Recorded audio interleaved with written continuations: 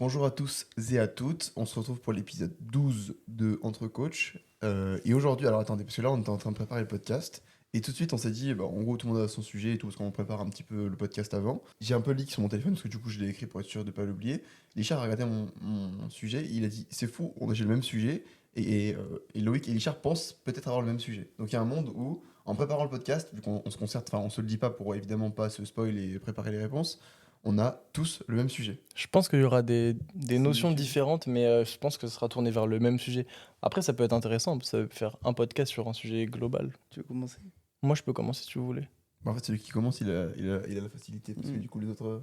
Mais ouais, c'est pas grave, parce qu'après, moi, je tournerai différemment. Ok. en fonction des Alors, questions. du coup, moi, mon sujet, c'était au niveau du prime en tant qu'athlète et plutôt la notion de euh, comment vous définiriez le fait qu'un athlète soit à son prime, donc c'est-à-dire à son meilleur niveau. Parce que du coup, Corentin, tu es un peu actuellement à ton meilleur niveau dans le sens où tu as fait la meilleure compétition de ta vie au championnat d'Europe.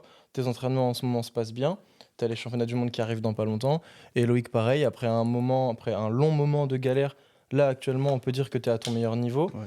Mais moi, je trouve que être à son meilleur niveau, donc on va dire à son prime, moi je le définis d'une manière peut-être un peu particulière. Du coup, je voulais savoir un petit peu comment vous auriez tendance à le définir. Tu vois, tu penses à l'aspect longévité, genre en mode réussir enfin, plusieurs fois d'affilée. C'est ça. Ouais, c'est ce que Ouais. je me disais. Bah oui, il y a de ça en fait. Je pense que oui et non. C'est-à-dire que pour arriver à ton prime, il faut être à ton meilleur niveau, mais pour que ce soit genre une perf dont on se souvient et qui est mémorable, oui, il faut le réitérer sur plusieurs compétitions. Je prends l'exemple genre de. C'est plus trop le cas maintenant, mais Atwood à son meilleur niveau, justement, voilà, il y a eu plusieurs compétitions où il a dominé, ou même Lia, tu vois, pour le coup, c'est. Agatha aussi. Ouais, voilà, ou Agatha qui gagne Sheffield deux fois d'affilée, ou Lia qui dominait plusieurs années de suite les championnats du Mhm. monde, où on a l'exemple en France aussi, Tiff, Ouais. qui gagne 4 fois les championnats du monde d'affilée. Enfin, typiquement, ça, c'est une bonne expression du prime, parce que du coup, c'est pas seulement être bon, c'est être bon sur de multiples compétitions et face aux gens, en fait. Parce qu'en fait, c'est aussi ça le principe de notre sport, c'est que c'est un sport d'opposition. Alors, c'est pas direct, mais en fait, pour gagner, il suffit d'être meilleur que le deuxième. Donc c'est différent de certains sports où il y a un classement global qui se réunit sur toutes les compétitions, etc. Nous, bah, tu peux être champion du monde sur une année où ta catégorie est un petit peu vide et il faut beaucoup moins pour gagner et ça fera quand même de toi un champion du monde. En fait, ce qui Mhm. compte, c'est de performer le moment au moment T contre les gens et contre qui tu es et dans le contexte dans lequel tu es. Donc ouais, je pense qu'il y a une grosse notion de répéter ses performances, mais oui et non, parce qu'en fait, si tu fais un one shot et que tu fais une dinguerie aussi, ça suffit aussi pour dire que Mhm. t'es à ton prime, tu vois. Genre là, typiquement, moi, les championnats d'Europe, bah, enfin, c'est la première compétition que je fais de retour et pourtant, tu dis déjà que je suis à mon meilleur niveau, tu Mhm. vois. Donc, Ouais, c'est vrai. je pense que c'est pas en fait, c'est pas une question de prime, c'est une question de. Si tu veux marquer les esprits, oui, il faut répéter la performance. Je pense que déjà, il y a une notion de. Il faut que tu aies une certaine, comment dire, longévité déjà dans le sport, tu vois. Tu peux pas dire que quelqu'un est à son prime au bout de 1 an. Parce que là, c'est quand Coco parlait de ça au dernier moment. Euh, comment dire, on peut définir les périodes où Coco était à son prime parce que ça fait X années qu'il Mm. pratique, tu vois. Sur quelqu'un où ça fait 1 an qu'il en fait, bah oui, ça se trouve, tu es à ton prime maintenant, mais en fait, les 11 mois d'avant, oui, bah, tu t'es juste entraîné parce que et t'as pas fait forcément de compétition, tu vois. Donc déjà, je pense qu'il y a cet aspect-là. Et moi, je le voyais un peu de manière, donc l'aspect peut-être être pas forcément à 100% de ses performances tout le temps, mais rester à un très très bon niveau tout le temps, sans forcément être champion du monde tous les ans et tout, mais c'est, je pense, une des définitions d'être à son prime, c'est que tu arrives à maintenir tout le temps un très bon niveau parce que tu es hyper constant dans ce que tu fais, dans ton lifestyle, etc. Et après, il y a le niveau au-dessus qui est, je suis tout le temps le meilleur et toutes les années, je le montre et sur plusieurs compétitions et machin, tu vois.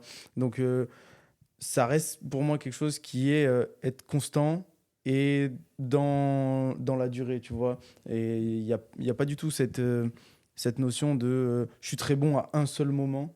Euh, pour moi, être à son prime, c'est pas ça. Et c'est pour ça que moi, je dirais pas que je le suis actuellement, tu vois. Au contraire, là, ce que j'ai vécu hier, de faire enfin, la meilleure séance de ma vie, ça me stresse parce que je me dis, il faut que je tienne 4 semaines et que je réitère ça même en mieux à la compétition, tu vois. Mhm. Du coup, je suis en mode, ok, là, je suis très bien, mais il faut que je prenne les données de ce que j'ai fait avant pour le répéter et pour être encore mieux, tu vois. Ouais, c'est vrai que Au c'est un moins peu aussi ça. bien et mieux. Mhm. Après, si vous pensez, c'est aussi c'est que dans l'univers des gens, enfin dans la tête des gens, euh, faire plusieurs fois la même perf, c'est une déception. Ouais, tu vois Ouais. ce que je veux dire? Genre, moi, je prends l'exemple, début 95, c'est un total que j'ai fait beaucoup trop de fois. Et à chaque fois que je refaisais ce total, pour les gens, j'étais pas bon. Enfin, c'était genre. Enfin, Mhm. pour les gens, ils vivaient une défaite, tu vois ce que je veux dire? Ouais, Mhm. Alors qu'en soi, c'était mon meilleur niveau quand je répétais 5 fois d'affilée, ouais, tu vois. voilà. Donc c'est ça aussi qui est complexe, c'est que pour moi, il y a une notion de progressivité, tu vois. Genre quelqu'un qui va toujours faire un peu plus, un peu plus, un peu plus, un peu plus. Bon, forcément, s'il part déjà d'un bon niveau de base, il va arriver, enfin, il va être de meilleur en meilleur, voire très très très bon. Euh, et ça, plus t'es fort, plus c'est compliqué de le faire, parce que progresser de manière linéaire, ça n'existe pas, et c'est très compliqué à faire en compétition, passer un certain niveau. Donc ça aussi, pour moi, enfin, le fait d'avoir un peu cette pente ascendante, assez, pas linéaire, mais assez stable, en fait, c'est un atout de ouf en tant qu'athlète parce que tu sais que tu es très ouais, stable sur tes performances. Et en Mhm. vrai, c'est important de manière générale, tu vois. Parce que moi, je prends mon exemple. Cette année, ma saison, elle est pas, je dirais pas qu'elle est niquée, mais elle est un peu en dents de scie par rapport à ce qu'elle aurait pu être. À l'heure actuelle, j'ai la troisième meilleure perf en 105 dans notre fédé. Et pour Mhm. autant, je peux pas aller au World Games, tu vois. Parce que Ouais. l'année dernière, j'ai un peu fait de la merde au championnat du monde. Et donc, du coup, j'ai pas accès à une compétition Mhm. dont j'ai en théorie le niveau, tu Oui, vois ce que je veux oui. dire. Et bon, ça, c'est encore une fois une marque de performance et une qualité à avoir en tant qu'athlète, tu vois, d'être stable, d'être répétable, de pouvoir Mhm. faire toujours la même chose dans des conditions qui varient, mais d'avoir les mêmes finalités, quoi. Ouais, je suis assez d'accord. Moi, ce que j'avais noté, c'était une réflexion que je m'étais fait par rapport au Prime, par rapport à ce que Loïc a fait sur tout le bloc, parce que j'ai suivi de près tous ses entraînements. Parce que déjà, le bloc, euh, on va dire que j'ai un œil dessus, littéralement sur le Google Sheet, plus on en parle et tout. Et en fait, c'est là où je me suis rendu compte qu'en fait, selon moi, être à son prime, c'est pas tu finis ton bloc avec le meilleur total de ta vie, que tu as fait en chantant un peu les standards, tu vois, parce que tu as tout misé sur ce truc-là, tu vois. C'est aussi prendre toutes tes séances, les coller les unes aux autres et performer sur toutes ces séances-là. Et ça veut pas dire que sur toutes ces séances-là, tu dois faire un PR au format ou quoi, mais c'est, si par exemple, tu as un format comme Loïc, tu as un format dans la semaine où, je sais pas, tu as un 3x4 au squat, peut-être ça va être que 200, on va dire, mais à partir du moment où il y a l'intensité, il y a l'intention qui compte, et que tu répètes ça tout le long d'un bloc, que ça te permet de progresser techniquement, que tu es stable techniquement, que tu fais les bons choix, parce que moi aussi, ce que j'ai trouvé intéressant sur le bloc que tu as fait, que qu'on a tendance à résumer de par la dernière séance, mais Mhm. qui était un super bon bloc dans la globalité, parce que tous les choix au niveau des top 7 étaient bons, parce que c'était ce qu'il fallait, pas trop, mais pas trop peu. Et du coup, ça, pour moi, c'est vraiment, on va dire, un bloc prime, tu vois, au-delà de la performance, mais un bloc prime au niveau des choix que tu as fait, de comment tu t'es conditionné pour t'entraîner, etc. Et ça, pour moi, c'est important. Et forcément, après, si ça se répercute sur une compétition, comme par exemple Coco, ce que tu as fait aux Europes, ou le bloc que tu as fait avant, bah, chaque séance, tu savais ce que tu devais faire, tu le faisais bien, et au final, ça fait que ça t'a amené à faire une bonne comp. Là, actuellement, je suis moins dans tes entraînements parce que forcément, je vois pas précisément ce que tu fais. Euh, mais je sais qu'en tout cas, typiquement, tu as conclu ton bloc d'une bonne manière, tu vois, satisfaisante. Et moi, c'est un truc aussi que j'ai toujours trouvé impressionnant chez toi, Coco, c'est que très, très, très, très, très souvent, dans les choix que tu fais pour tes charges, pour les séries de travail, pour les fins de bloc et tout, même pour les compes, c'est toujours ultra pertinent. Et peut-être qu'on s'éloigne un petit peu du sujet du prime, mais globalement, je trouve que c'est comme ça que tu peux plus ou moins Mhm. savoir si tu es dans ta meilleure condition en tant qu'athlète, tu vois. Parce que je sais que moi, c'est quelque chose que j'ai vraiment du mal à faire et que les moments où j'étais à mon meilleur niveau, ça va pas durer très longtemps parce que soit je m'enflamme ou soit après ça va un peu moins bien. Du coup, je me dévalue et je mets un petit peu un frein, etc., etc.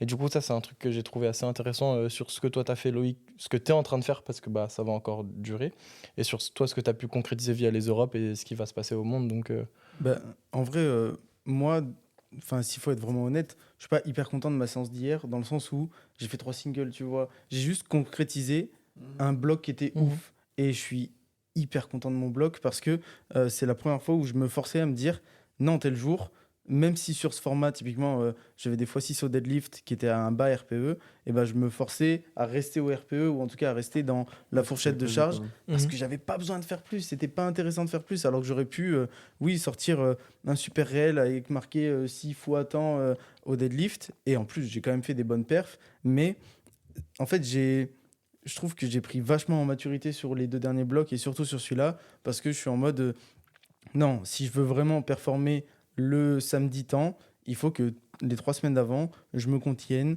à tel moment.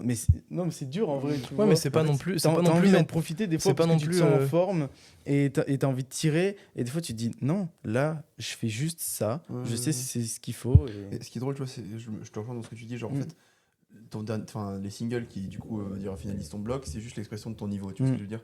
Donc du coup, comme tu dis, en le chantant, en n'étant pas au standard ou en te hypant de fou, machin, etc. En fait, t'es juste en train de faire de l'inflation sur ton Ouais. niveau que t'as réellement. Et du coup, moi, quand je fais mes singles, en fait, maintenant, je suis vraiment en mode juste, bah, en fait, je me mets sous la barre et je suis pas censé me mettre dans les conditions optimales pour performer, enfin pas plus que sur n'importe quelle autre Mhm. séance, parce qu'en fait c'est juste l'expression de tout le travail que j'ai fait du bloc, et si je l'ai bien fait, bah, en fait ce que je dois faire là, il n'y aura pas de problème, et ça va être fait, tu vois ce que je veux dire. Et en fait c'est un peu bizarre, parce que là, genre si je prends du recul sur ce qu'on est en train de dire, on a l'impression que tu sais, c'est un truc ultra philosophique, que tu es en train de faire Ouais. des théories sur un truc, mais je pense qu'il faut le vivre pour le comprendre, Mhm. et quand tu arrives à rentrer dans ce mindset là, de t'entraîner pour t'entraîner, Ouais. et puis pour juste te tester, enfin c'est même pas te tester parce que ce que je suis en train de dire c'est pas qu'il faut pas monter ou pas faire de single ou pas se mettre dans le dur parce que en fait la limite entre enfin la frontière entre le test et l'entraînement elle est toujours très fine et elle peut beaucoup varier mais c'est juste qu'en fait il faut comprendre qu'à un moment genre ce que tu fais à l'entraînement c'est pour te préparer pour la compétition quoi. Mhm. Rien d'autre et se préparer pour la compétition c'est pas forcément arriver à la compétition en étant persuadé psychologiquement que tu peux faire quelque chose, mais il faut juste que ton corps en soit capable. Et c'est ça Mhm. le premier truc le plus important, quoi. Donc, je pense que quand tu arrives à détacher de ça et te dire en fait j'ai confiance en ce que je fais et juste bah, je m'entraîne parce que si je suis ça et sur toutes les attaques que j'ai, je pourrais faire ça, ça t'enlève un poids et du coup tu te poses plus les questions de ok est-ce que là si je fais je vais pas être un peu trop fatigué donc du coup je vais pas pouvoir réussir à performer samedi parce que du coup j'ai un peu mal aux hanches ou je vais être fatigué, tu vois, c'est ce genre de truc en fait. Mhm. Et en fait il faut juste te dire bah, en fait je le fais parce que je dois le faire et le niveau que j'aurai samedi bah, c'est le niveau que je dois avoir dans le contexte de mon bloc, tu vois. Parfait. Parfait. J'ai rien à Franchement, ajouter sur ça. on a bien fait le tour. Ouais, je trouve que c'est plutôt cool. Ok, bah du coup, comme on a des sujets assez similaires, moi je vais rebondir directement sur le mien. En gros, ce que je me dis, c'est, en gros, vu que vous êtes arrivé à votre meilleur niveau dernièrement, on va parler beaucoup de Prime, hein, c'est pas sponsor. Pour vous, enfin, qu'est-ce qui a fait la différence, même si on a déjà un peu parlé dans l'autre podcast, mais surtout, si vous deviez le retranscrire à un athlète que vous suivez, ou n'importe qui nous écoute ici, comment vous devriez le décrire? Ouais, moi c'est vraiment le. Donc je vais un tout petit peu me répéter, mais c'est le fait de savoir pourquoi tu fais les choses et ne pas faire plus, ne pas faire moins que ce que tu es censé faire, tu vois. Moi là-dessus, c'est toi qui m'as beaucoup inspiré, où euh, des fois on voit que visuellement tu pourrais faire plus. Et en fait, moi j'ai suivi depuis pas mal de temps, même que tu t'entraînes tous les jours et tout, bah en fait tu notes tes charges 3 semaines à l'avance. Et c'est un truc qui pourrait ne pas marcher pour certaines personnes, mais bon, tu te connais énormément bien, tu vois. Et depuis que j'ai commencé à l'implémenter d'une certaine manière, au début, je me mettais un RPE et à côté, je notais une charge et je me disais, je pense que ça peut passer, etc. Maintenant, je suis capable de le faire à 100%. Et mais, en fait, ça te permet de faire le bloc à un moment où tu es vraiment lucide et loin de l'entraînement, tu vois. Enfin, en tout cas, moi, c'est ce que je fais. Je construis mon bloc à un endroit où je suis loin d'un entraînement, etc. Et où je me dis, bon, là, si on réfléchit, si on est sérieux, à la compétition, je vais faire ça, donc à l'entraînement, je dois faire ça, donc il faut que je fasse ça, machin. Mhm. Et donc, ça t'empêche de arriver à la séance et dire, ah, aujourd'hui, je suis capable de faire ça, donc je vais le faire. Mhm. Non, aujourd'hui, je dois faire ça pour être entraîné de telle manière et pour être comme ça dans mon bloc, etc. Tu vois. Mais du coup, ce qui est intéressant, c'est qu'au final, enfin, on bosse beaucoup RPE de base, Ouais. et là, ce qu'on dit, c'est un peu au contraire de ça, tu vois. Ça En tend fait, à éloigner. En fait, oui et non. Moi, le RPE, je le garde d'une certaine manière pour, je dirais, à la fois pour la semaine 1 et pour avoir une idée de l'intensité que je veux mettre dans ma séance, tu vois. Genre, typiquement, sur des formats comme des x6 au deadlift ou des formats que j'ai pas trop l'habitude de faire ou qui s'éloignent d'un single, je vais garder le RPE pour me dire, bah, je vais me cap ça sur ma première semaine et je vais voir comment dire, ce que je suis capable d'augmenter sur les semaines d'après, tu vois. Mhm. Typiquement, mon x6, je suis parti de telle base et j'ai dit, je pense que je peux mettre 10 kilos de plus en restant RPE la semaine d'après. C'est ce que j'ai fait sur les 2 semaines d'après et ça a fonctionné, entre Mhm. guillemets. Enfin, c'était pile poil ce qu'il fallait. Donc, je le garde en tête pour, même pour mon SBD principal, je le vois en termes de charge, mais si je le découle en termes de RPE, ça donne quelque chose de progressif dans l'idée que j'ai envie d'avoir sur mon Mhm. bloc, quoi. Ouais, mais toute l'idée du RPE, du coup, à la base, en plus, on a fait une classe Oui, de module, l'autorégulation ouais, et voilà, tout. la Oui, oui, semaine oui. dernière pour nos athlètes. c'est d'amener ce truc de Ouais. tu peux changer. Le problème, Mais c'est que je pense qu'il est souvent. Enfin, cette autorégulation, elle est souvent mal utilisée et elle Ouais. est souvent beaucoup plus utilisée à la hausse qu'à la baisse. Ah oui. C'est peut-être ça aussi le problème. Et en fait, je pense qu'en fait, c'est une question de profil aussi, de à qui tu le donnes. Et en fait, savoir bien utiliser le RPE, c'est pas si simple qu'il n'y paraît, tu vois. Mhm. Et Mhm. souvent, c'est mal utilisé. Donc, dans ce cas, je pense que dans ces cas-là, il vaut mieux avoir des charges fixes plutôt que l'inverse. Et moi, honnêtement, plus le temps passe et plus je programme des charges fixes, notamment sur le SBD principal. Pour les athlètes, parce qu'encore une fois, le problème c'est que quand tu es un powerlifter, que tu vois un single et que c'est un peu la séance principale de ton bloc, tu te dis ok, la fin de mon bloc en gros c'est un max. Et malheureusement, il y en a beaucoup qui n'arrivent pas à passer outre ça, et même s'ils veulent, en fait, tu te laisses vite emporter par tes émotions, parce que en plus tu t'entraînes avec tes potes qui te chauffent, machin, etc.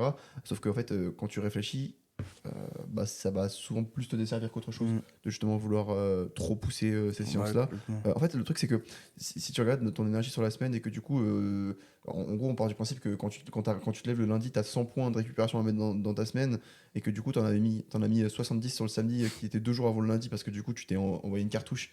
Donc en 7 jours glissants, il te reste en gros 30 à répartir sur les 6 prochaines séances ou 5 prochaines séances que tu as. Bah, c'est pas du tout efficient de mettre autant de ressources sur une séance et d'ignorer le reste. Parce qu'en fait, à court terme, oui, tu vas devenir plus fort parce que du coup, tu vas mettre toute ton énergie sur la séance principale. Mais à moyen terme, pour construire, en fait, tu vas négliger toutes les autres séances qui te permettent justement d'être en forme sur ta séance principale, quoi. Moi, je pense qu'un facteur hyper important aussi, et moi, c'est ce qui va aussi changer ou dicter la manière dont je vais programmer avec mes athlètes, notamment charge fixe RPE, c'est les conditions d'entraînement et les variations de niveau au sein d'un bloc. Nous trois, par exemple, c'est vrai on a pas mal de charges fixes. Et par exemple, Loïc, en ce moment, si tu as des charges fixes et que tu peux t'en tenir, c'est parce que de un, tes variables d'entraînement sont hyper stables. Ouais. Tu t'entraînes toujours à la même heure, plus ou moins dans les mêmes conditions, avec les mêmes horaires de sommeil, avec le même nombre de calories. Donc en fait, globalement, ton état physique est assez stable, tu vois. Ouais, ouais. En plus de ça, ton niveau, tu sais ce que tu es capable de faire actuellement. Parce que bah, tu t'écoutes à l'entraînement, tu es sur un niveau assez stable parce que les douleurs font que tu n'as pas de gros changements d'état de forme. Donc tu peux te dire, par exemple, en semaine 1, je capte un single RPE 7 pour après définir des charges sur les autres semaines.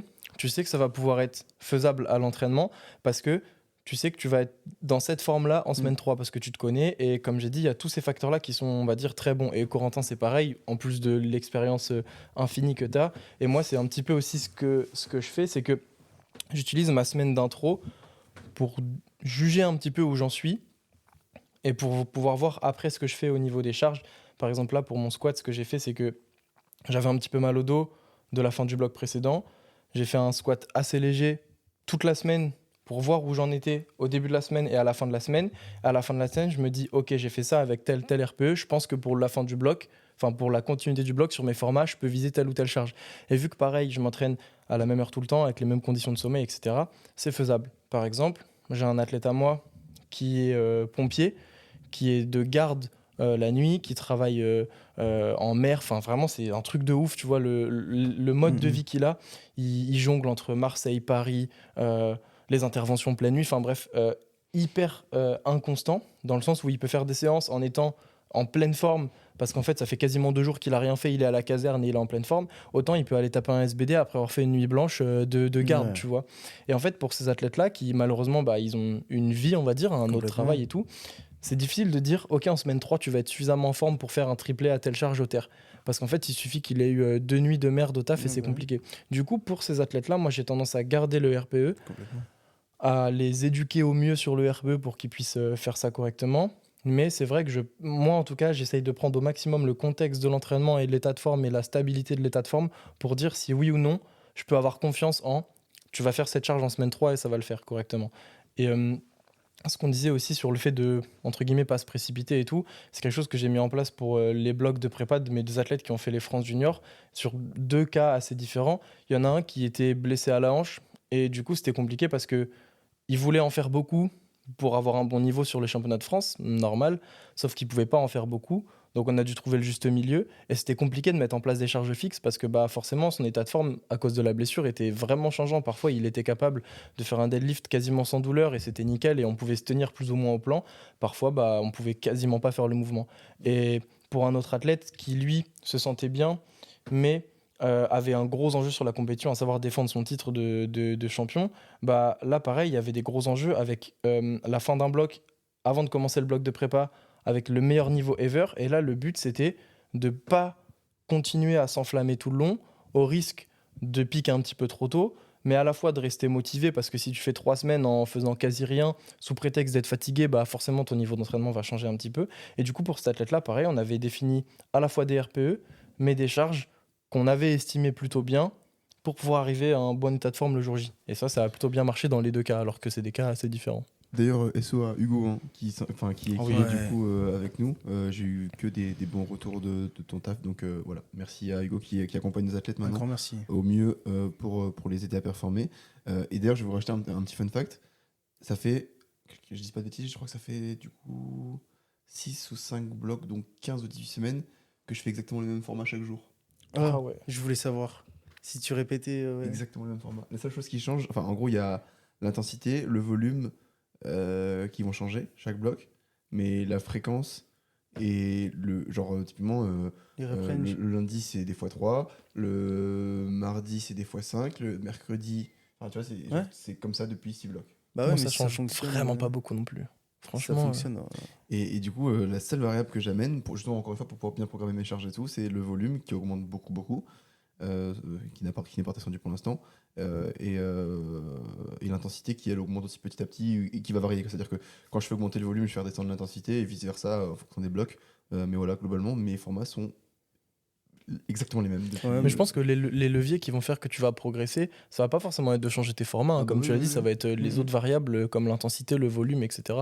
Mais un format qui fonctionne et qui te convient bien, pour moi, tu peux le garder Ouais, quasiment à mais tu sais, c'est un peu l'infini. un truc c'est un peu un truc que tu vois beaucoup en programmation. C'est en fait les athlètes s'attendent à des changements. C'est-à-dire que moi j'ai déjà eu des retours d'athlètes que je suis, En en fait, où le changement. bloc est très similaire Ouais. dans le format. C'est-à-dire qu'en gros, peut-être, Mhm. je sais pas, je prends l'exemple, moi, ma séance du lundi maintenant, c'est je fais un ramp-up, donc je fais 4x3 en ramp-up et je fais 4x3 en back-off au squat. La même chose au bench, sauf que je fais un 5x3 en back-off et un 3x3 en back-off au terre, quelque chose comme ça environ. Euh, Si je reviens 6 blocs dans le passé, je faisais un 3x3 en ramp-up et 2 back-off.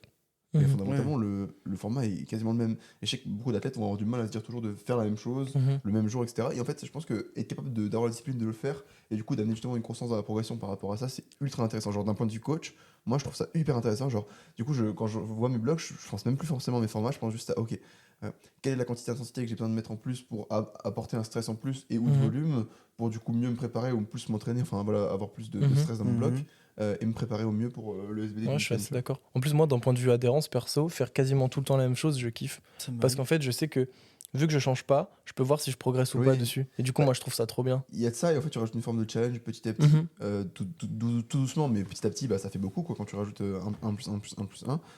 Et en plus ça me permet vraiment d'aller chercher d'autres variables que du coup tu peux pas, enfin que tu contrôles très bien. C'est-à-dire que vu que je contrôle tous mes formats et que ça c'est toujours la même chose, quand je rajoute une série, je sais que ça va être une série de plus, Qui genre va précisément bien ou pas dans fonctionner, voilà, du coup. dans le contexte du triplé que je fais, Mhm. donc c'est-à-dire que 3 répétitions. Enfin je trouve que c'est ultra intéressant de pouvoir fonctionner comme ça.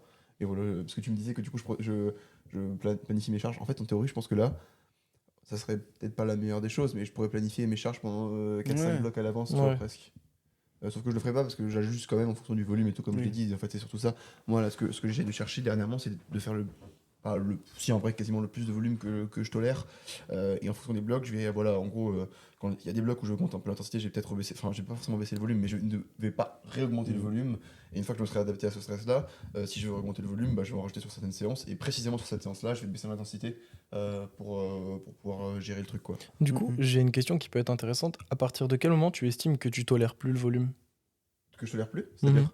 Bah, à partir de quel moment tu te dis, par exemple, là, il y avait trop de séries le lundi, Ah, je peux pas en faire plus sur le bloc d'après, ou alors je dois même en faire moins, parce que, en fait, à partir de quel moment un athlète peut se dire, là, il y a tant de volume, je le tolère plus? Parce qu'il y a pas mal d'athlètes qui hmm. vont se dire, juste, ils vont voir un 5x5, ils vont dire, je pourrais pas le tolérer, Ouais, tu ouais, vois. ouais. Mais en fait, si tu Quels sont veux, les je l'ai jamais facteurs fait, moi. hmm. Moi, j'ai jamais fait parce que j'ai toujours été plus. En fait, je sais qu'il va y avoir 1 ou 2 blocs où ça va être compliqué parce que du coup, je vais devoir tanker. Mais en réalité, bah, je me pose pas la question de quand c'est trop. Je me pose plus la question de ce que je pourrais faire. Où est-ce qu'il reste de la place pour faire plus, tu Hmm. vois.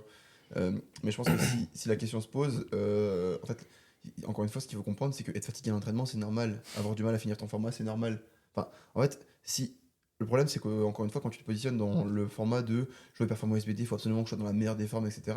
Bah oui, dans ce cas, c'est pas bien de faire beaucoup de volume ou de beaucoup t'entraîner, mais c'est pas le but de l'entraînement. Le but de l'entraînement, c'est de causer un stress à ton corps pour qu'il s'y adapte et que tu sois plus fort. Donc en fait, quand je finis mes séances et que je suis déglingué, je me dis pas que c'était trop. Je me dis juste que bah, c'est normal que ce soit dur parce que c'est ce que. C'est ce qui est recherché. Voilà, c'est ça, c'est le but de ma séance dans une certaine mesure. Et après, là où là où faire attention, c'est comment tu le répartis dans ta semaine. Par exemple, moi, je vais faire la grande majorité de mon volume, enfin, une grosse partie de mon volume le lundi, mardi, mercredi. Enfin, surtout le lundi, mardi. Le mercredi, ma séance va être un peu plus tranquille pour faire une bonne séance le jeudi. Et le vendredi, ma séance va être vraiment tranquille pour faire une bonne séance le samedi. Donc, en fait, je fais une forme de taper et d'entraînement au sein même de ma Mhm. semaine d'entraînement. Ouais. Mais Donc, que tu répètes à chaque fois. ouais, c'est toujours Donc, le même ouais, c'est schéma. pas. Et, ou là, par exemple, pour les Europes, je passais le jeudi, donc j'avais changé, mais j'avais juste Mhm. décalé ma semaine en fait, donc ça revenait quasiment au même. Mais voilà, tout ça pour dire qu'en gros, bah, en fait, quand trop, faut savoir que pourquoi, enfin, qu'est-ce qui pour toi est le trop. Si le trop c'est être fatigué, dans ce cas, je pense pas que ce soit un problème. Mhm. Si c'est trop parce que tu as vraiment du mal à le faire, encore une fois, bah, je pense pas que ce soit nécessairement un problème. Sauf si c'est pas ce que tu as envie de faire, c'est-à-dire que s'il y a certains athlètes qui ont pas envie de se dévouer entièrement à la pratique et d'être trop dans le dur, c'est pas ce qu'ils ont envie de faire, dans ce cas, pourquoi pas. Mais il faut juste être conscient que c'est pas, tu prends pas tout, enfin, tu mets pas toutes les armes de ton côté pour progresser. Mhm. Euh, et sinon, je pense qu'il y a un moment quand même où trop de séries, ça devient très compliqué à tanker dans le sens où c'est compliqué de garder de la lucidité pour aller jusqu'à la fin de ta séance et faire quelque chose de correct sur les 3 mouvements. Mhm. Mais encore une fois, il y a des stratégies pour passer autour de ça. Rien ne t'empêche de prendre des pauses si tu as le temps de 20-30 minutes entre tes mouvements, d'apprendre justement à gérer ta hype ou ta manière dont tu fais Mhm. ta séance, ta série pour pouvoir durer plus. Enfin, je pense qu'il y a toujours des stratagèmes à faire autour et la question de est-ce que je fais trop, elle se pose pas vraiment en fait. Mhm. Si t'es vraiment dans le trop, tu vas t'en rendre compte. Ouais. Et si tu te poses la question, c'est juste que tu cherches une raison pour ne pas faire ce que tu dois faire en fait, je pense, Mhm. plus qu'autre chose. Bah, c'est intéressant parce que je comptais quasiment pas changer mon bloc du coup. Et c'est sûrement ce que je vais faire. Ouais, je te dis, en fait, j'ai trouvé ça vachement intéressant d'amener juste cette progression en fait, via le volume Mhm. pendant un Mhm. long moment où en fait je faisais les mêmes séances, mes top 7 bougeaient pas tant que ça. Enfin, je faisais peut-être des progressions de 5 kilos sur mes top 7, mais sur des barres à 300 plus, c'est quasiment Mhm. rien quoi. Donc en fait, je commençais mes blocs de la même manière que j'avais commencé le bloc d'avant avec 5 kilos de plus. Et du coup, encore une fois, vu que c'était exactement pareil, mon objectif c'était presque d'arriver dans la même forme, mais enfin de faire le même bar avec un peu plus de facilité que le bloc d'avant. Et du coup, je sais que je pourrais faire plus sur les séances Ouais. qui suivent et ainsi de suite, tu vois. Moi, pareil, mon bloc là pour la prochaine comp, il y a rien qui a changé, même le volume, il a pas bougé parce que je pense que c'est pas mal. J'avais eu quelques douleurs et tout à la fin du bloc, notamment à cause du volume, je pense. Et là, ça va mieux. Du coup, je pense que je vais tout garder, juste monter un peu plus l'intensité, mais pas sur les top 7, mais plutôt sur le volume. Par exemple, sur ma série sur ma séance du mardi où j'ai un 4x3, bah, j'aimerais bien le faire un peu plus lourd. Sur ma séance du jeudi où j'ai que une série au squat que je faisais assez légère en, en prévision de samedi, ça s'est bien passé. Du coup, je sais que je vais pouvoir la faire plus lourde. Et à la limite, j'arriverai un peu plus fatigué à la fin de mon bloc et je pourrais aviser la dernière semaine si j'ai besoin, plus ou moins d'un taper. Mais pareil, il n'y a Mhm. rien qui change parce que je suis très bien comme ça pour l'instant. Donc, Bah, ce qui est intéressant, en fait, c'est aussi de comprendre dans quelle phase de ton entraînement t'es. Typiquement, moi, quand j'étais là, il y a un peu plus loin de ma compète, parce que maintenant je suis à 5 semaines, mon but c'était juste de faire le plus de volume possible de manière globale et avec la plus haute intensité. Donc, en gros, d'avoir le plus de stress possible, enfin, de mettre le plus de stress possible à mon corps. Donc, en gros, enfin, ma scène était très lisse, c'est-à-dire qu'en gros, sur toutes les séances, je faisais quasiment le plus possible. Et là que je me rapproche de ma compétition, j'ai tendance à polariser de nouveau un peu plus mes formats, et donc, du coup, mes séances intermédiaires, comme je l'ai dit, donc celles du mercredi et du vendredi, elles sont plus chill. Et par contre, les séances lundi, mardi, jeudi, samedi, elles sont un peu plus dures. ok. Pour vraiment amener ce truc un peu de. J'aime pas le terme, mais taper picking au Ouais, je sein de capte la un petit semaine, peu. tu Ouais. vois. Bah, c'est plus intéressant que faire ça à la fin d'un bloc, en vrai. Bah, en fait, c'est un truc que tu Ça t'arrive répètes, c'est un truc sur lequel tu as toutes de les la semaines. data. Alors que si tu Mhm. fais ça à la fin d'un bloc sur un stress que tu prévois d'enlever, enfin, tu vois, c'est. En fait, à la fin du bloc, quand tu poses la question est-ce que tu es fatigué pour savoir si on taper ou non, en fait, tu fais ça à l'instinct. Ouais, de Tu ouf. une data, t'es juste en mode ok, oui, je suis fatigué, donc je pense que je vais taper, sauf que si t'es pas fort, t'es pas forcément fatigué, t'es peut-être désentraîné, t'as peut-être juste fait une mauvaise séance, t'as peut-être juste très peur, donc du coup tu t'attends à être plus fort que ce que tu es ou ce que t'as besoin d'être pour faire ta compétition. Enfin, il y a tellement de facteurs psychologiques qui peuvent arriver proche de la compétition qui vont être enfin, qui vont faire des retours biaisés à tes athlètes Mhm. que je suis pas fan, ouais, effectivement, de faire ça. Nous, avec Loïc, notre taper le vendredi, c'est juste on s'entraîne pas. Ah ouais? Ça marche Notre bien. taper. Ah, ça marche pas ouf, non? Moi aussi, on est en forme le samedi. Ah. Mais après, ça va changer, on va s'entraîner le vendredi. Non, moi mon sujet c'était un peu plus chill et en vrai ça va faire la conclusion des deux premiers. C'est bah nous on est à 4 semaines de la comp, Coco à 5. Bah, c'était un peu pour savoir comment ça allait, quoi. Non, mais dans le sens où on est Ça va, tous, moi, de là. Comment on est ça tous va à J- pas beaucoup d'une comp, quasiment un mois. On s'entraîne dans des. Vraiment, je vais prendre des pincettes, hein, mais quasiment de la même manière, dans le sens où on a tous beaucoup augmenté. Oui, vous faites juste 3 fois moins, mais. On fait quand Ouais, même- mais nous, en faisant 3 fois moins, c'est quand même plus que la C'est majorité quand même- des autres personnes. Non, mais c'est quand même 10 fois plus que ce qu'on faisait avant. Donc, Ah oui. Ce qu'il faut savoir, c'est que, bon, mais du contexte que vous comprenez pas, mais ouais, je me fous de leur gueule parce que justement, effectivement, on s'entraîne de manière très similaire, mais ils s'entraînent quand même moins que moi. Et donc, du coup, je les taquine en mode c'est bien votre version. Tu sais, c'est comme quand tu t'arrives au McDo et que tu demandes un Happy Meal, tu vois. Alors qu'à côté de toi, il y a un mec qui mange un Maxi Best-of. Ouais, mais Loïc, il verrouille ses genoux au terre. Ah ouais Avec c'est 3-10. ça. À 3-10, ça c'est rare. Moi aussi, je verrouille mes genoux au squat. Non, mais voilà, c'était pour faire le point un peu de. de comment tout le monde se sent. Moi, je suis un nice guy. En vrai, moi je suis dans le même mood que la prépa Europe, c'est-à-dire que bah, en fait, si tu regardes ma prépa par rapport aux prépas que j'ai pu faire, tu dis y a rien de fou. Mais vu que la prépa Europe s'est bien passée et que la compétition surtout des Europes s'est bien passée, je suis assez sûr de mon karaté. Mm. En fait, je suis un peu exactement dans le même mood dans le sens où je sais plus ou moins ce que je vais pouvoir faire en termes de chiffres. Donc du coup, je sais ce que ça me demande de faire au squat au bench. Et après, bah, on verra quoi. On verra quelle place ça me donne et on verra ce que ça me permet de faire quoi. Donc ouais, moi je suis assez confiant. Bah, je pense que j'ai jamais été aussi fort. Et pour le coup, avec beaucoup de marge. Je pense que je suis vraiment mieux qu'aux Europes encore. Ok. Et maintenant, il faut l'affirmer à la compétition, quoi. Mhm.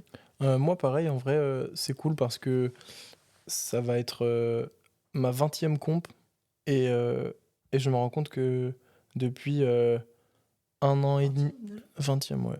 Depuis un an et demi, 2 ans, en gros, depuis les France Junior que j'ai perdu pour ma dernière année en junior, toutes mes compétitions se passent de mieux en mieux, sans parler du résultat, parce que ça n'a pas été le cas, mais d'un point de vue gestion de compétition et comment j'aborde les blocs et tout, c'est vraiment de mieux en mieux. Du coup, en fait, je me réjouis de ça parce que je sais que déjà, tu vois, je stresse pas, je sais que je vais passer un bon moment, tu vois, je sais que ça va bien se passer, alors qu'avant, 4-5 semaines avant la compétition, je pouvais commencer à paniquer parce Mhm. que il fallait que je fasse ça et tout. Là, je sais de quoi je suis capable.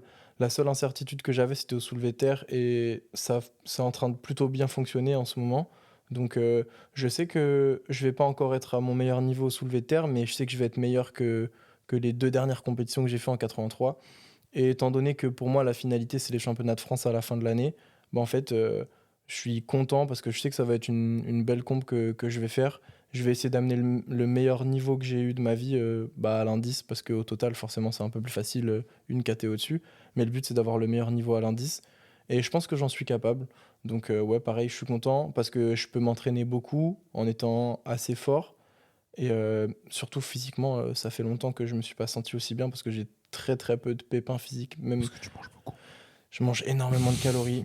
Putain, Et, c'est vrai que tu bouffes. et en vrai, ça aide à mort. Genre, là, j'ai un peu mal à l'épaule à cause du squat. Et déjà, je sens qu'en une semaine, ça va nettement mieux. Alors qu'avant, ça pouvait me tenir un bloc, voire plus.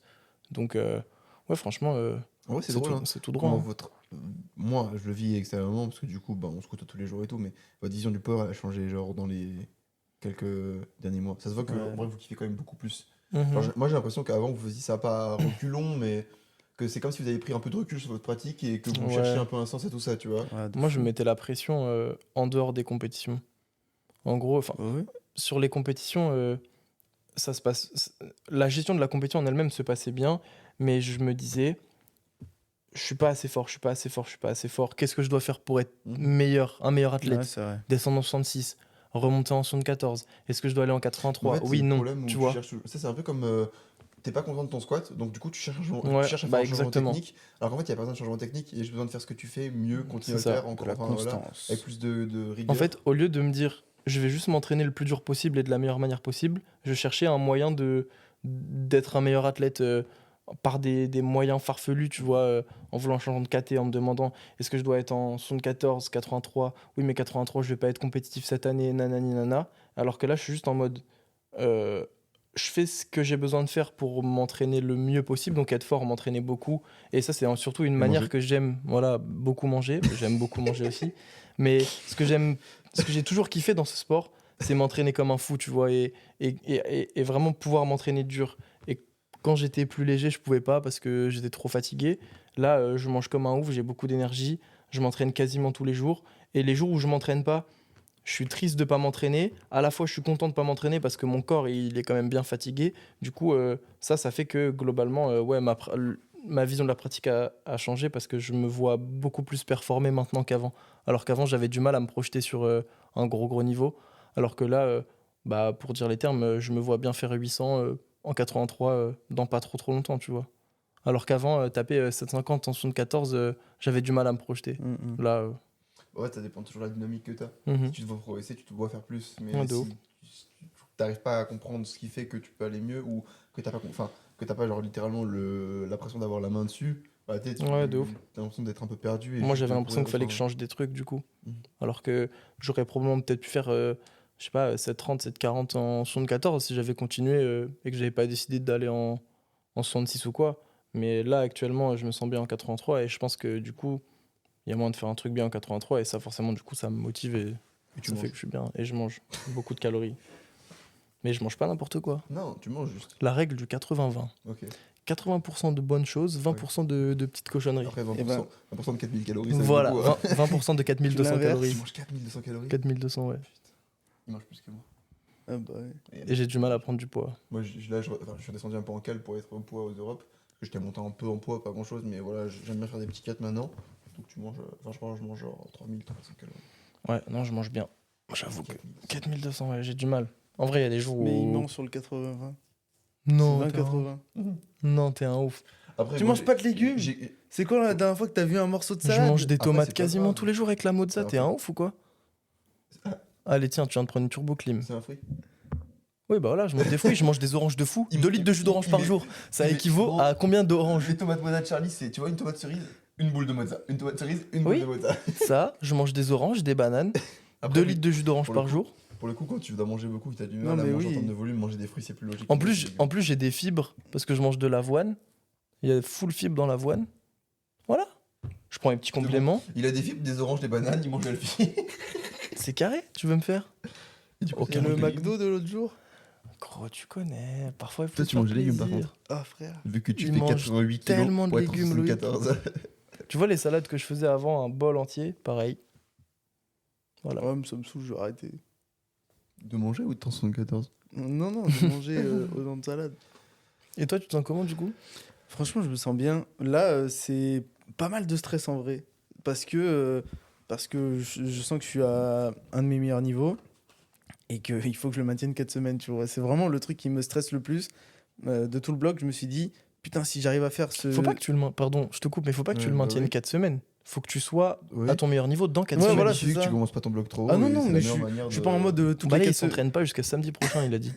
Comme ça, moi, il se repose. Non, je suis pas en mode ça veut dire que toutes les semaines il faut que je vale 700 plus, tu vois. Mais je suis en mode ok, il faut que je recommence la même chose et que ça Ouais, se ouais. passe Mais quasiment en vrai, aussi je bien, pense que tu du vois. coup, t'as juste à faire attention de pas commencer ton bloc trop haut. Ouais. En mode de pas en mode de je vais faire une dinguerie, de Non, faire non. 70 kilos de plus, tu vois. Et ça le fera, il y a pas de Oh problème. non, du tout, non, j'ai déjà les charges en tête de ce que je veux faire semaine par semaine pour arriver de nouveau pardon, à ce niveau. Mais juste, ouais, si c'est du stress aussi parce que la dernière comp, c'était vraiment la pire que j'ai faite et j'en ai pas fait Mhm. beaucoup. Et du coup, je suis en mode, je veux juste pas revivre le même moment, tu vois. Et du coup, cet été, bootcamp, on fait tous le même volume. Ah putain, mais Bi-quotidien. Si je trouve une solution pour Kali, je fais du bi-quotidien. bah, tu lui donnes du chocolat, quoi, une tablette de chocolat entière. Tu installes une niche dans la Ouais. voiture. Ouais, nickel. Je lui fais le Peugeot 106 en mode camping-car. Allez, ça roule. Nickel. Après, il est grand au pire, hein, il peut sortir tout seul. Bah, Il a les clés de la Il maison. a quel âge maintenant? Il a 5 ans. Bah, ça suffit. Il peut aller à Encore l'école en tout âge, seul. en âge d'homme, ça fait 30 ans, c'est bon, il est adulte. Hein. Donc, Enfin, voilà. ouais, non, c'est ça. Un peu de stress pour me dire. J'espère que quand je vais tirer mon last forme pour deadlift, je vais pas dire change de ticket parce que j'ai mal au dos. Et. En vrai, il n'y a pas de raison. T'as pas Ah de non, raison, non, c'est- non. donc, Franchement, non, il n'y a aucune raison. Donc, non, non, c'est cool. Franchement, j'ai hâte. Après, je te dis, moi, je pense que c'est dans le même bout que moi aux Europes, c'est qu'en fait, tu sais pas trop comment ça fonctionne, vu que t'as Ouais. pas encore mis de total dessus en comp. C'est Et une ça. fois que t'auras fait ça, bah, ça va aider un peu à donner une direction et tout ça, tu vois. Ouais. Recommencer à enchaîner un peu des comptes là. Ça ferait plaisir. Ok. Puis bon, avoir un niveau pas. Ouais, c'est ça, putain. pas Enfin faire, exécrable, quoi. Parce que bon, là, 6,27, c'est relou en vrai. enfin faire 100 points. Ouais, Son dernier total, c'est fois, 6,27. Ah si, les francs, j'ai fait 627.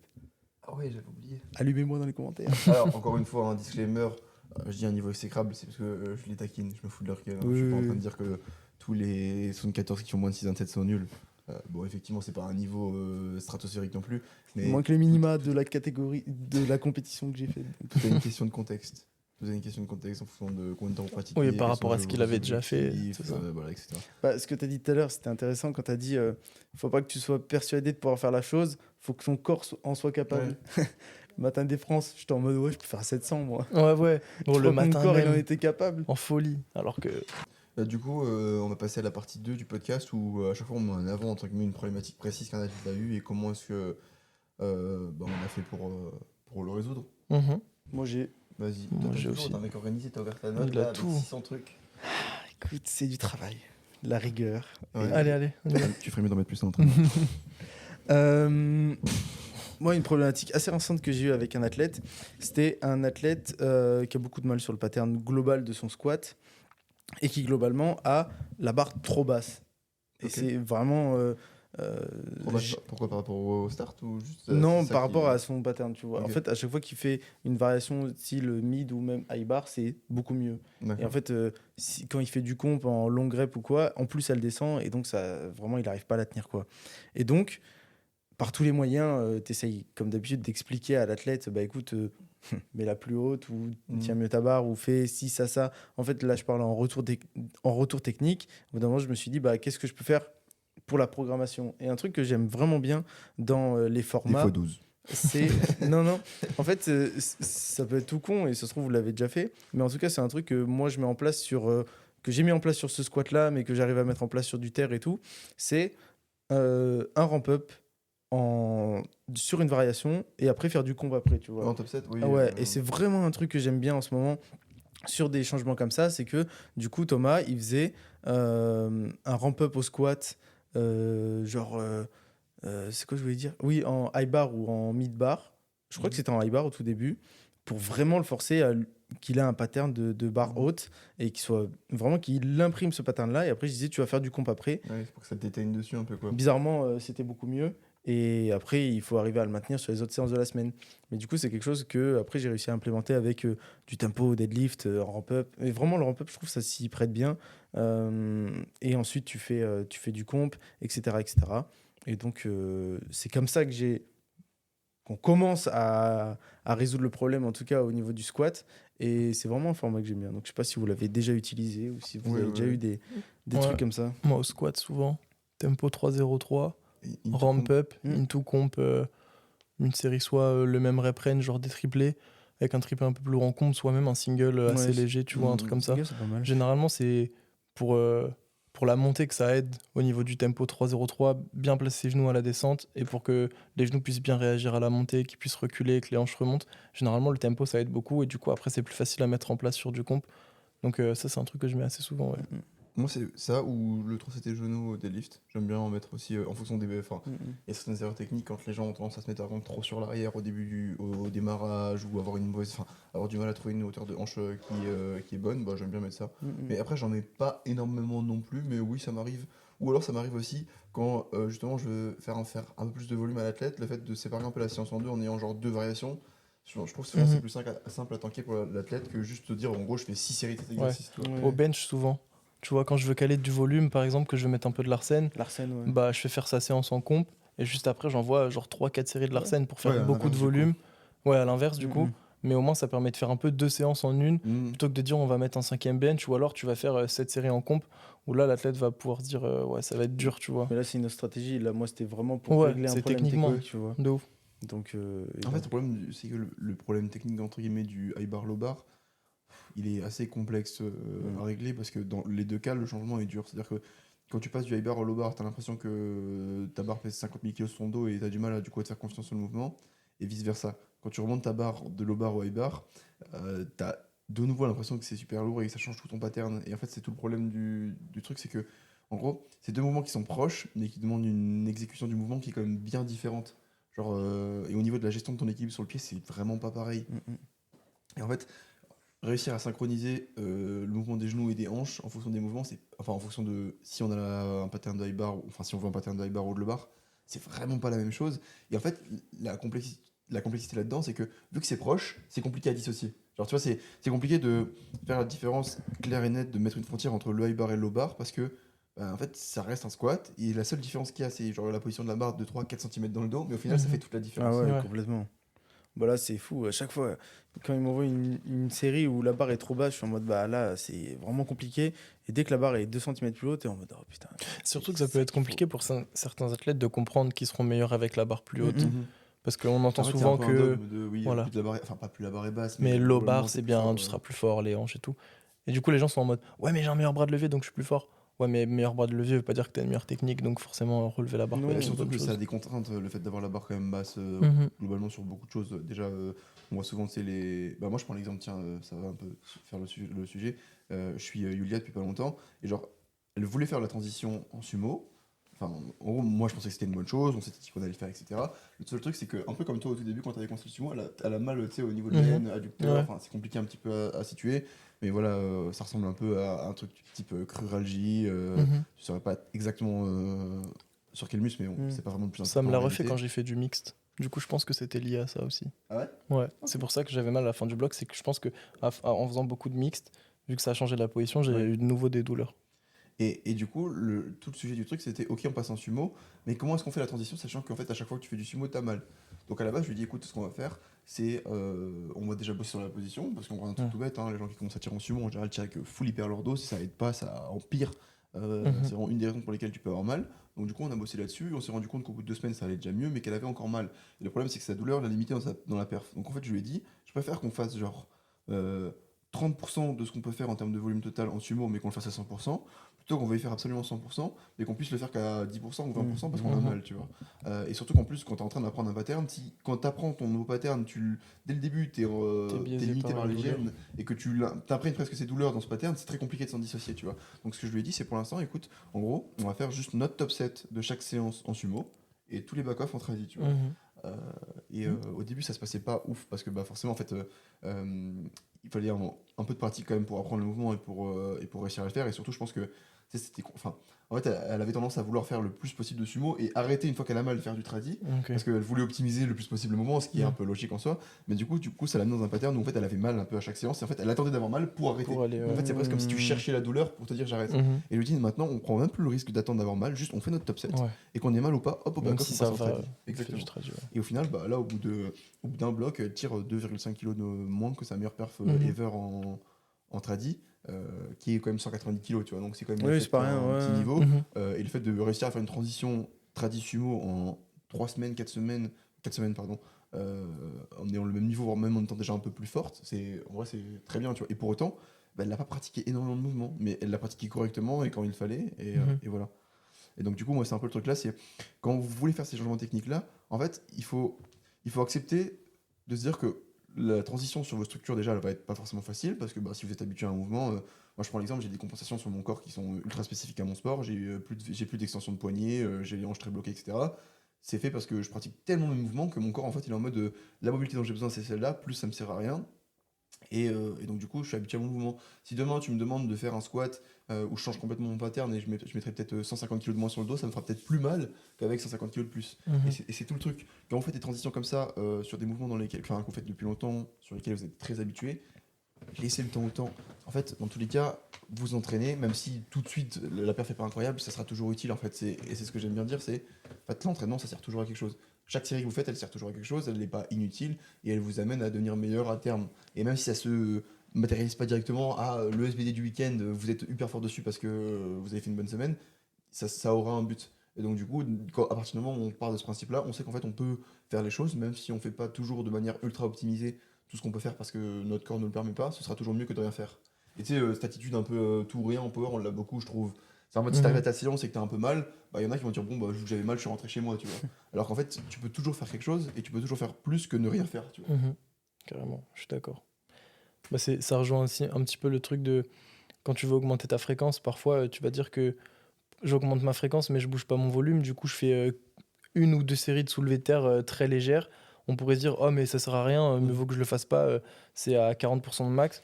Ouais mais c'est 40% de travail que tu vas effectuer en plus que tu pourrais pas faire avant, tu vois. Ouais, et puis Donc, après, ça fait 50, 60 et ouais, au bout exactement. de quelques semaines, au final, c'est une séance en Mhm. plus. De ouf. Ok. Est-ce qu'on passe sur Vas-y. Alors du coup, moi je vais parler j'ai aussi parlé du deadlift avec un athlète qui a toujours eu énormément de mal à placer ses hanches dans le sens où il n'arrivait pas à hinge tout simplement. Donc beaucoup de mal à placer ses hanches en arrière. Les hanches étaient très très proches de la barre, donc en sumo. Sauf que du coup, les hanches étaient hyper hautes, très proches de la barre. Donc constamment les épaules étaient en avant.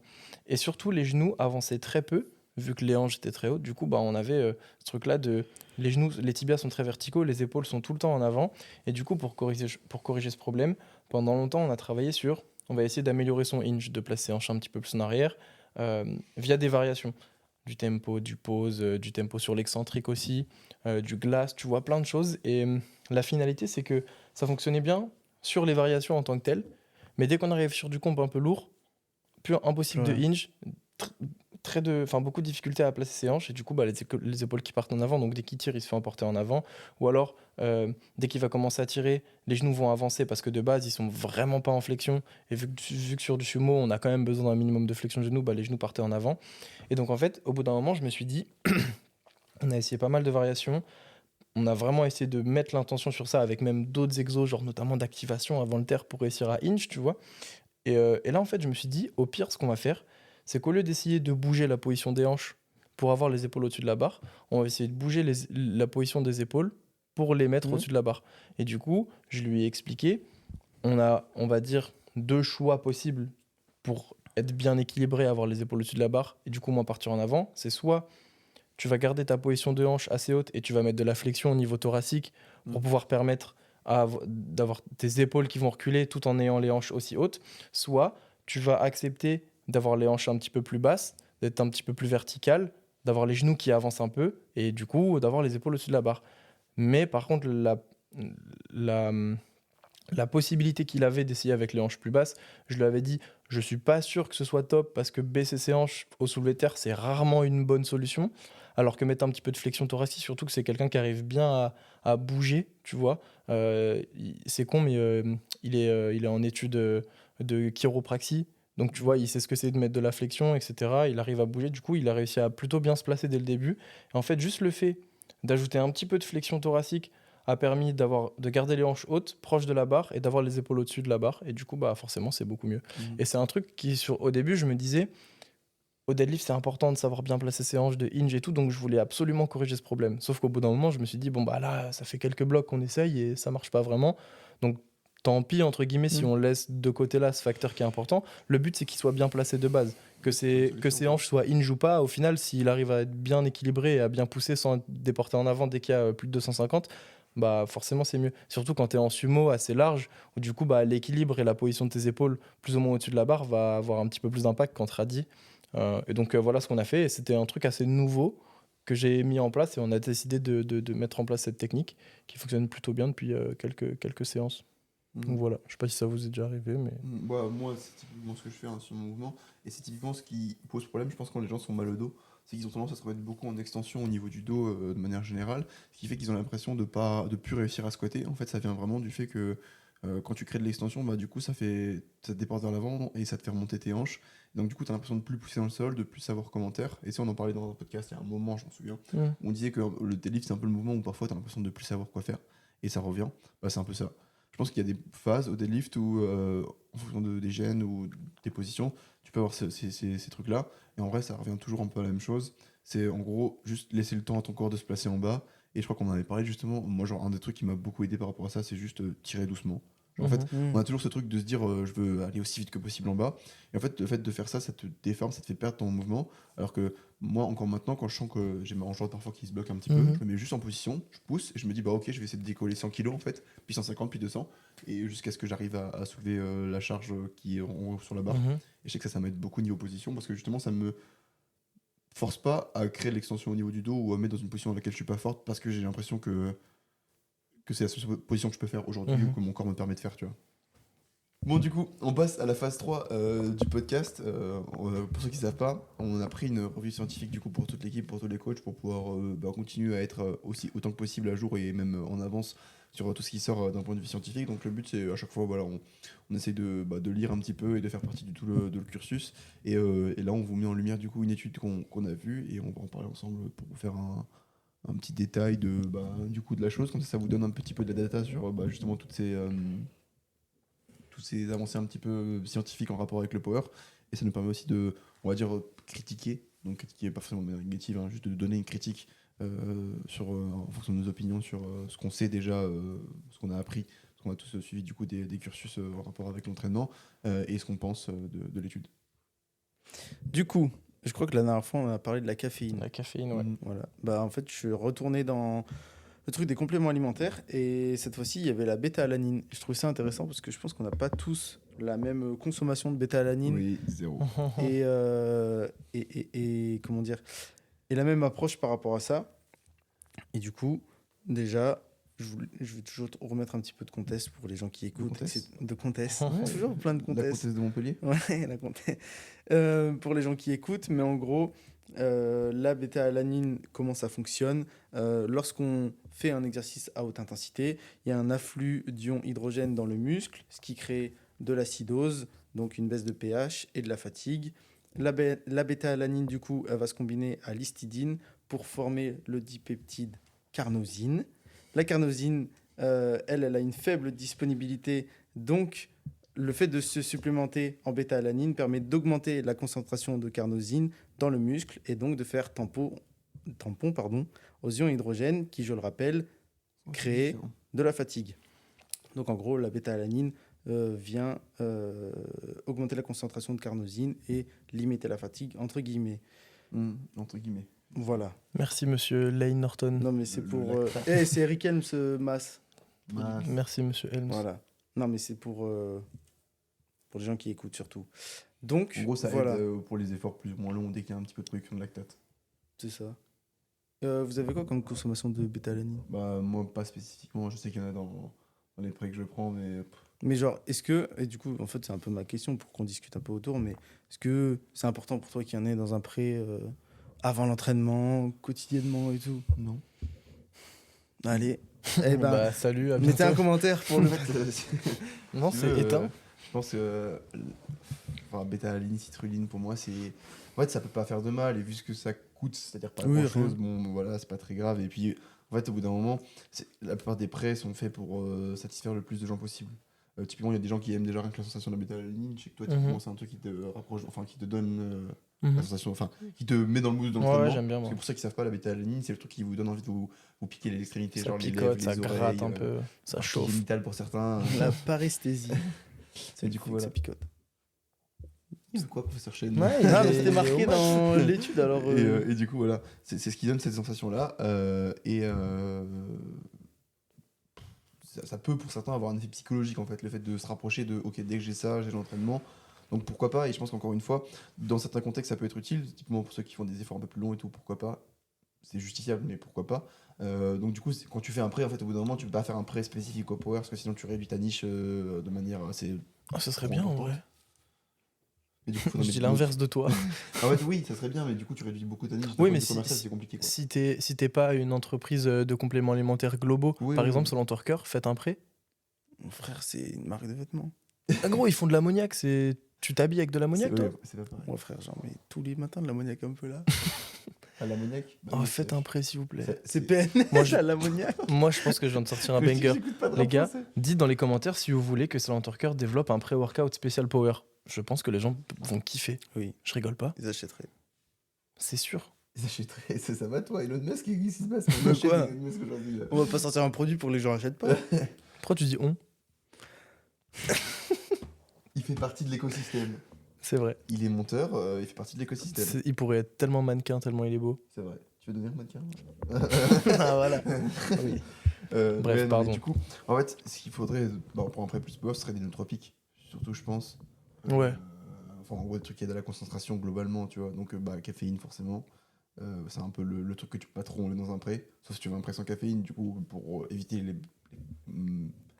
les mauvais effets de la caféine. Ouais, voilà. mais pour le power, je pense pas que ce Voilà. soit. Et des nootropiques. Mais en fait, en soi, pour moi, un prêt, c'est 90% d'efficacité vient de la caféine que tu vas Oui, prendre. oui. Donc, c'est pour ça que moi, je concentre la plupart de ma consommation de prêt, c'est juste de la caféine. Donc, soit un café, soit je vais prendre une Monster, soit ça va être du prêt si, entre guillemets, j'ai pas tout ça sous la main ou que je veux plus de caféine et que j'ai pas envie de boire 6 Monster parce que, bon, forcément, voilà. Génial, boire 6 Monster. J'adorerais dans mon ventre, au bout d'un moment. Pété. Si on revient sur la question de base, en gros, qu'est-ce que je pense de l'efficacité de la bêta-alanine? Moi, personnellement, déjà, je ressens pas les effets. C'est le truc qu'on disait, Ouais. ça, je le ressens pas trop. Ou alors, je pense. Après, le truc, c'est aussi ce qu'il faut se dire, c'est que moi, les doses de caféine que je prends, elles sont relativement faibles par rapport à Ouais. mon poids de corps. Ouais. Donc, quand Il faudrait que tu prennes beaucoup. Ou alors il faudrait que tu aies que de la bêta-alanine. Ouais. Que tu rajoutes dans ta Monster ou dans ton, Ouais, dans en fait, ton c'est prêt. juste que le truc, c'est qu'en fait, de toute façon, la caféine, elle est dosée en fonction de la bêta-alanine, tu vois. Donc, en fait, quelqu'un qui prend 2 scoops mais qui fait 60 kilos, bah, l'équivalent pour moi, ce serait presque d'en prendre 4, quoi. Donc, je prends pas autant de caféine parce que je ressens pas forcément le Mais du coup, besoin. tu peux prendre que de la bêta-alanine. Oui, c'est ce que pareil. je veux dire, c'est qu'en fait, la quantité de bétaline que les gens prennent par rapport à la Ah caféine oui, est plus haute c'est- que ce que c'est- moi je vais prendre. c'est Donc pour là, ça que peut-être eux, je on ressens ressent pas que les l'effort. effets. C'est peut-être juste que. T'as pas assez de quantité. Exactement.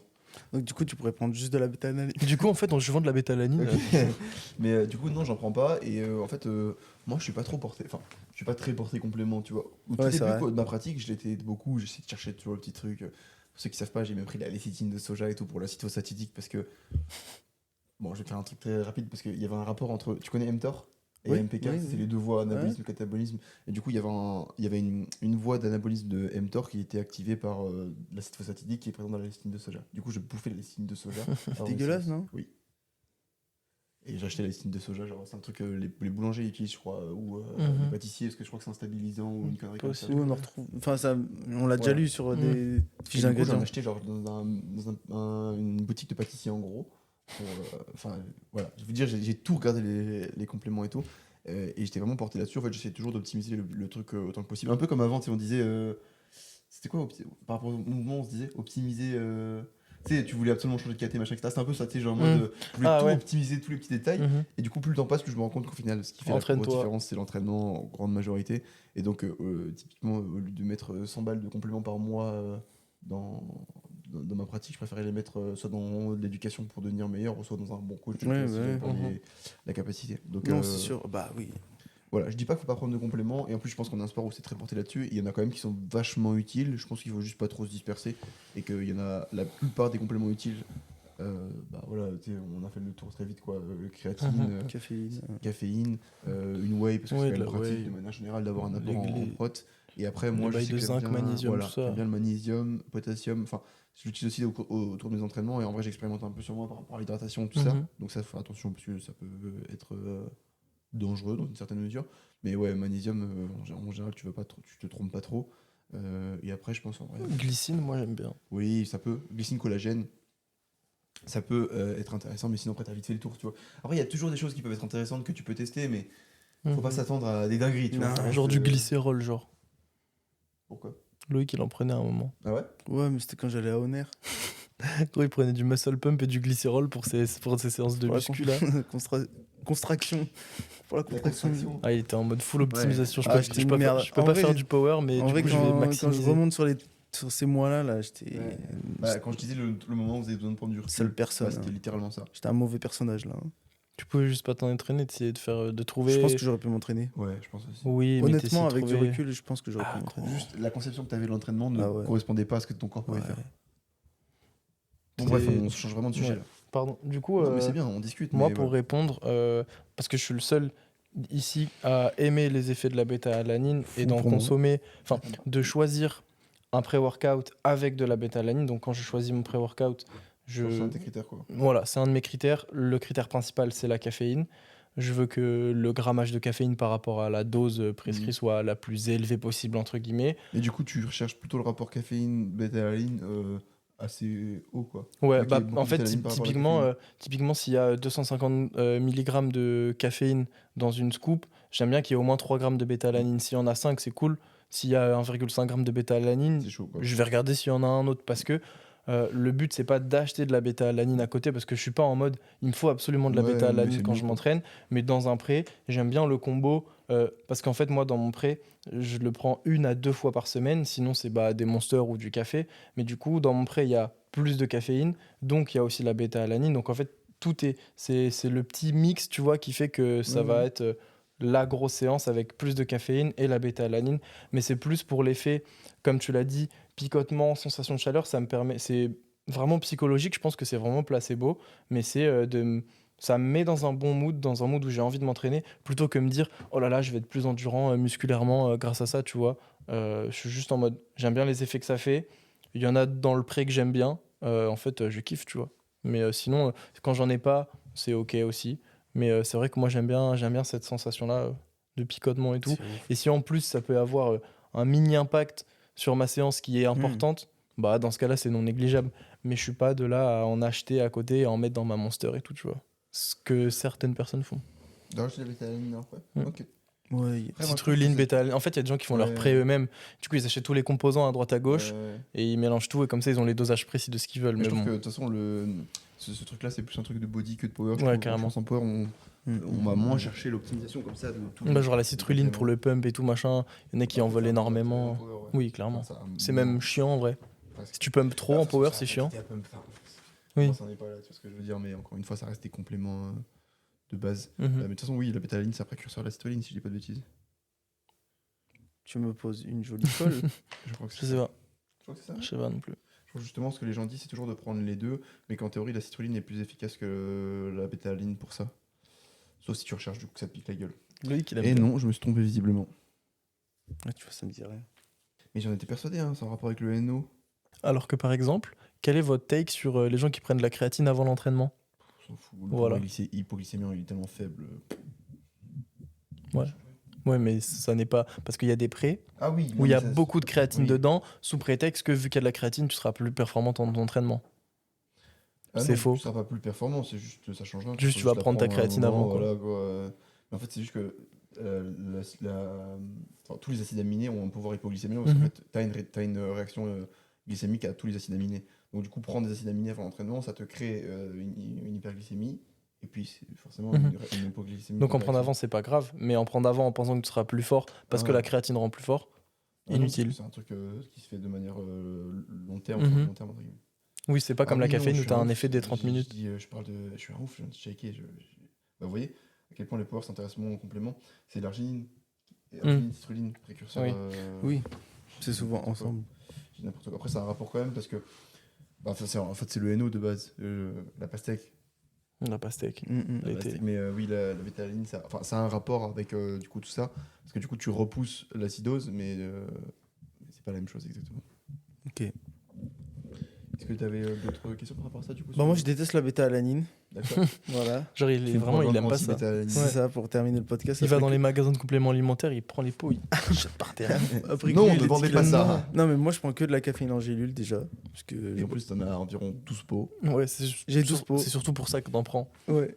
Non, mais parce que en vrai, là, avec le temps, les prés, ça me saoule. La Monster, je peux pas parce qu'après, elle est pétée. Donc, c'est relou. Et non, simple, efficace. Loïc, qui avant le podcast, s'est dit je vais me recoiffer au cas où je suis un beau gosse pour le podcast. Et après, la monster, je peux pas, ça va péter. Ouais, la SS. Du coup, ouais, non, j'aime pas trop la bêta-alanine et tout. Je trouve que ça a aucun intérêt dans l'entraînement parce que ça m'énerve Yes. en fait avant l'entraînement. En fait, le truc, c'est que toi, t'es un psychopathe. Tous les trucs qui touchent un peu à tes sensations personnelles, ça te dérange. Oui. Non, mais tu vois, c'est vraiment ça. Ah oui. Juste en fait, il est en mode, il y a un truc qui me pique, je le contrôle pas, donc du coup, ça m'énerve. Tu sais un truc qui me saoule pendant l'entraînement? Devoir enlever mon singlet pour aller aux toilettes. Parce qu'il est pas remis C'est exactement horrible, comme avant. c'est après. horrible, je suis d'accord, je déteste ça. Tu vois le Après, truc? je vais jamais pisser. Mais moi, je l'enlève jamais le singlet quand je En pisse. fait, je suis Si, désolé, crois mais en si tu comp. pisses pendant ton entraînement, soit t'as bu 6 litres avant, soit juste tu t'entraînes pas. En En comp, fait, tu transpires Si. tellement que t'es pas censé pisser, quoi. en comp, quand Oh, tu je pisse refeeds, jamais, moi, t'inquiète. Toujours. Toujours, Ah ouais 1 ou 2 fois, Mais ouais. tu bois beaucoup avant. Je bois beaucoup, Ouais, j'essaye, ouais. ouais. moi en comp, Ouais, mais Toi, t'as le encore refeed, c'est C'est-à-dire du différent. coup 3 fois dans ta vie. ah ouais, quand je peux refeed des. Non, mais toutes les comptes que j'ai faites, je pisse de fou après. Oui, parce que tu refeed, donc Ouais, voilà, tu c'est bois un ça. peu plus que non, d'habitude. justement, moi, quand je refais, je pisse pas pendant 2 jours. Non, je fais des Ah, parce que oui, d'accord, Ouais. ok. J'ai jamais été déshydraté de ma vie en fait. Jamais. Par contre, je trouvais ça hyper intéressant parce que si j'ai fait mes petites recherches en fait. Avec ChatGPT ou Ouais. Ça se voit parce qu'il y a le gras. Bah oui, oui. Non, mais en gros, j'ai demandé, ouais, mais est-ce qu'il y a une dépendance et une tolérance? Et non, parce que ça n'agit pas sur le système nerveux central comme la caféine. Du coup, il n'y a aucune accoutumance, aucune dépendance, aucune tolérance. Accoutumance, c'est un mélange de Ah accommodation. gros, et j'arrive plus à d'accoutumance, parler là. ok. C'est trop long. Et en fait, du coup, c'est hyper intéressant parce que c'est un complément alimentaire. Enfin, du coup, c'est une manière de se complémenter qui peut quand même un peu améliorer ton entraînement mais t'as pas besoin d'augmenter. Et tu peux T'as garder pas tout besoin le temps, quoi. d'augmenter les doses, Mhm. tu peux le Mais prendre tout le temps et encore tout. une fois, ce qu'il faut comprendre, Sauf c'est que ça picote la gueule. Après, ce qu'il faut dire encore une fois, c'est que l'accoutumance que tu as à la caféine, elle est dans tes ressentis, mais pas forcément dans les sensations qu'elle te Oui, procure. Donc en fait, c'est la même chose. C'est intéressant parce que du coup, c'est pas parce que tu ne ressens plus les effets qu'il n'y en a plus. Donc Eh tu bah peux oui. continuer à en prendre. Et pour autant, c'est pas parce que tu n'as pas l'impression de péter la forme que ça ne Mm. sert à rien, tu vois. Et ça aussi, encore une fois, il faut dissocier. Et c'est le problème de la bêta-alanine. Je pense que c'est un des compléments que les gens aiment bien parce qu'en fait, il y a une sensation directe. Du coup, Ouais. tu as l'impression que ça te sert à quelque chose. Bah, c'est marrant qu'on parle de ça parce que samedi, il m'arrivait un truc, c'était la première fois que ça m'arrivait. Tu sais, samedi, on arrivait un petit peu tôt à la salle, donc on arrivait, on a pris notre pré et tout, et moi je prends ma caféine 20-30 minutes, enfin mon pré, du coup la bêta-alanine, 20-30 minutes avant mon entraînement. Et là, il y avait du monde qui s'entraînait et tout, et je suivais un peu, du coup j'étais un peu hype, j'avais envie de m'entraîner, et ça a commencé à me picoter, Ouais, c'est ouf. alors que j'avais pas du tout pris de bêta-alanine. Et j'étais en mode, c'est marrant parce que là en fait, mon cerveau a capté que j'allais bientôt Ah m'entraîner, ouais. et ça commençait à me picoter. Trop marrant. Et je me suis dit, en fait, c'est vraiment dans la tête. Et ouais, ça m'a picoté 1-2 secondes. Et après, c'est parti. Et après, voilà. Ouais, c'était Après, j'ai un vraiment pris la réflexe, quoi. bêta-alanine et là, fou allié. Bon, bah, on a fait le tour. Bon, bah écoutez, je pense qu'on a fait le tour effectivement. Mhm. Donc du coup, à vous de savoir si vous voulez prendre ou non de la bêta-alanine. Sinon, n'oubliez pas, la caféine, c'est toujours intéressant. Et aussi une bonne paire de couilles. Ça marche bien. Et Mais ça, il y en a abonnez-vous. pas dans les, Allez. dans les magasins de Et puis, compléments alimentaires. il n'y a que 50% de la population qui en a une aussi, donc c'est chiant. C'est 50-50 la population homme-femme. Bah, gros, statistiquement, oui, c'est genre 49-51, enfin c'est genre très proche. Tu vois, 50,3, 49,7. Ouais, c'est. C'est En fait, ouf. quand t'as un gros échantillon comme ça, il n'y a aucun monde, ça se départage. Oui, trop. bah oui. Mais je crois qu'il y a une raison. Principalement dû à un taux de natalité plus élevé chez les garçons, à des différences selon le pays. Toutefois, dans de nombreuses régions, surtout parmi les populations âgées, les femmes sont plus nombreuses car elles vivent généralement plus longtemps. Ouais, c'est ça. Le ratio naturel à la naissance est d'environ 105 Ah. garçons pour 100 filles, donc environ 51% de garçons. Ce déséquilibre est biologiquement programmé. Voilà, je savais. Les spermatozoïdes porteurs du chromosome Y garçon sont légèrement plus nombreux ou plus rapides que ceux portant le chromosome X la fille.